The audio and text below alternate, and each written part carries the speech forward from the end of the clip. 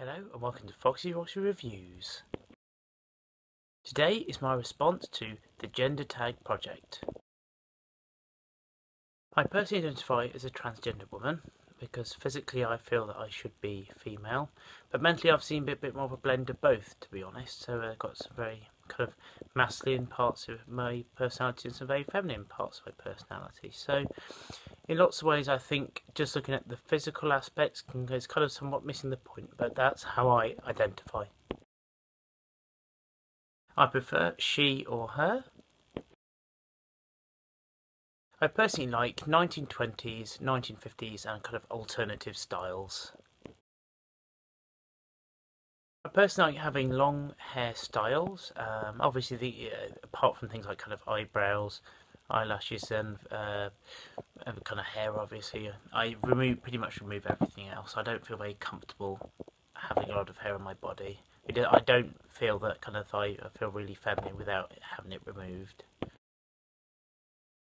Kind of apart from when I go into the shops or hang around the house, I will put on kind of full makeup every day, and it's kind of part of my routine in the mornings for getting ready. I don't think I'll feel particularly comfortable without having makeup on because, to be honest, it makes me feel good. I like to kind of put something on my face and to look good. So that's my personal preference. I do get misgendered sometimes. It's not very often. I must admit, early in my transition, I got misgendered a lot more.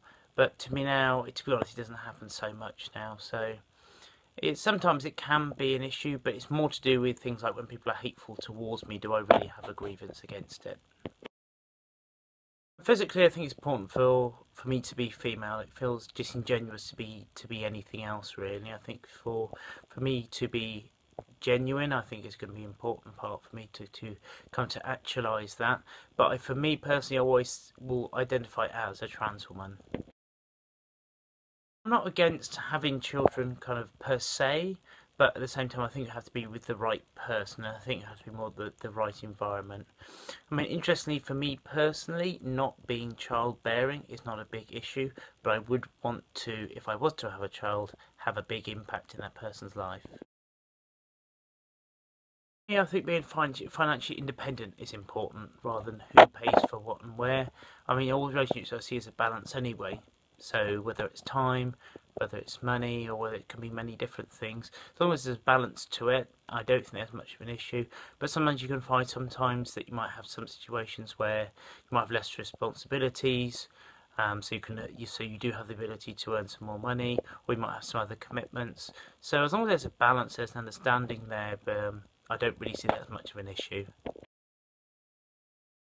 The personal thing, I think, with any gender identity, whether you would be cisgendered or kind of female presenting, male presenting, or any way binary or any way undefined or non-gendered, is to find your own identity. I think that's what I'd like to wrap up with. Really, is every journey is your own, and it sometimes takes a bit of time. It took me kind of a few years to really kind of get to a state where I found where I was comfortable, and that's not a bad thing.